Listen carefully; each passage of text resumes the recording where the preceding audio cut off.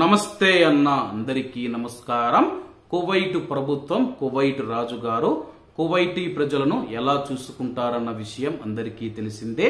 అలాగే తన యొక్క ప్రజలను తన యొక్క బిడ్డల్లా అయితే కువైట్ రాజు గారు చూసుకుంటారో, అలాగే కువైట్ లోని పక్క దేశాలు ఏవైతే ఉన్నాయో యుఏఈ కానీ, బెహ్రెయిన్ కానీ, ఖతార్ కానీ ఇతర దేశాలతో పోల్చుకుంటే కువైట్ లో ఉన్న ప్రజలను కువైట్ ప్రభుత్వం బాగా చూసుకుంటుంది.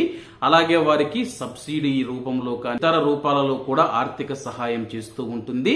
మరి ఇక్కడ ముఖ్యమైన విషయం ఏంటంటే, కువైట్ దేశం అరబ్ దేశాలు మరియు ప్రపంచవ్యాప్తంగా తమ యొక్క పౌరుల శ్రేయస్సులో, ప్రజల శ్రేయస్సులో ప్రపంచవ్యాప్తంగా అగ్రస్థానంలో నిలిచిందని చెప్పి తాజా నివేదిక తెలిపింది.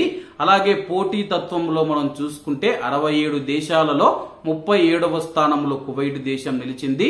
కువైట్ దేశం తన యొక్క కువైటీ ప్రజలకు సబ్సిడీ ఇవ్వడం కానీ, రేషన్ కానీ, అలాగే నెల నెల వాళ్ళకు పింఛన్లు ఇవ్వడం కానీ, జీతాలు కానీ, అలాగే ప్రతి ఒక్క దాంట్లో కూడా సబ్సిడీ ఇస్తూ ప్రజలకు ఎటువంటి ఇబ్బంది రాకుండా కువైట్ ప్రభుత్వం కువైట్ ప్రజల శ్రేయస్సు కోసం పనిచేస్తూ ఉందని చెప్పి తాజా నివేదిక వెల్లడించింది.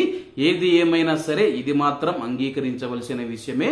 కువైటీ ప్రజలకు ఎటువంటి ఇబ్బంది లేకుండా కువైట్ ప్రభుత్వం అన్ని ఏర్పాట్లు చేసింది.